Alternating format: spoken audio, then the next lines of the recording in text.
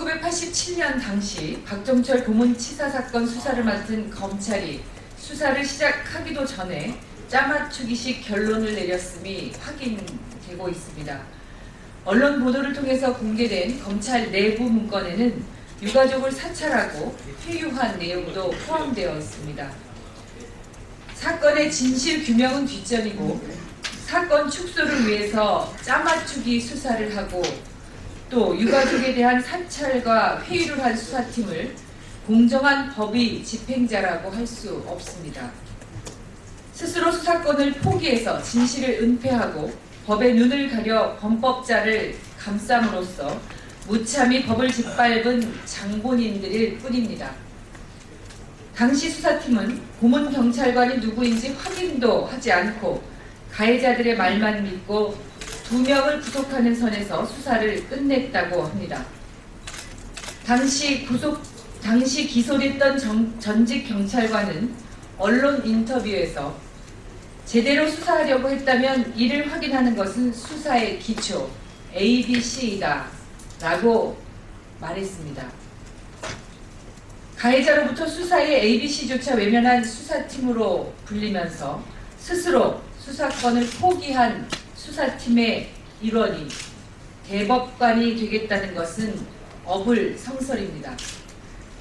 박상옥 후보자는 법관의 최고 영예를 누리고 법을 수호하는 마지막 보루인 대법관이 될 자격이 없음이 너무나 분명합니다.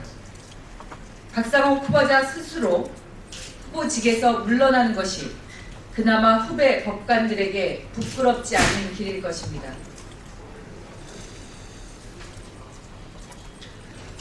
드디어 오늘 호남 KTX가 개통합니다. 2006년 첫 삽을 뜬 이후 6년 만의 일입니다. 지난 2004년 고속철 시대가 열린 지 11년 만의 일입니다. 호남 고속철도는 참여정부가 국가균형발전 차원에서 강력하게 추진한 사업입니다.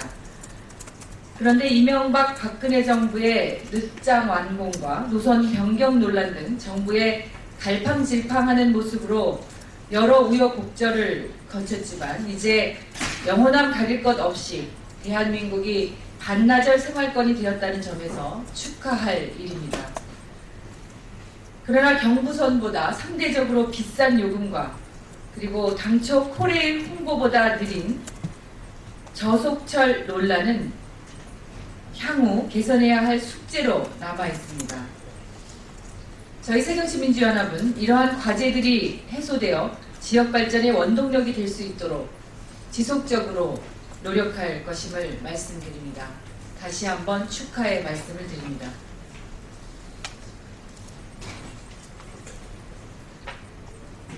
오늘 최고위원회의 결과를 말씀드리겠습니다. 4.29 재보궐선거를 위해서 종합상황실을 설치 가동하기로 의견했습니다.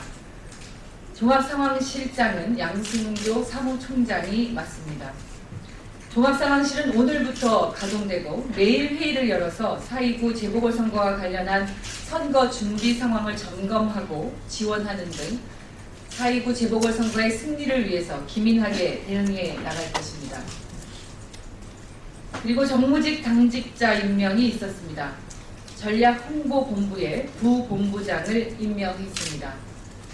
전략홍보본부 부본부장에 임명된 5분은 강훈식 전 손학규 대표 정무특보, 기동민 전 서울시 정무부시장, 박인복 전 홍보위원회 공동위원장, 오종식 전 민주통합당 당대표 비서실 차장, 정기남 전 안철수 대통령 후보 비서실 부실장, 황인철 전 대통령 비서실 통치사료 비서관입니다.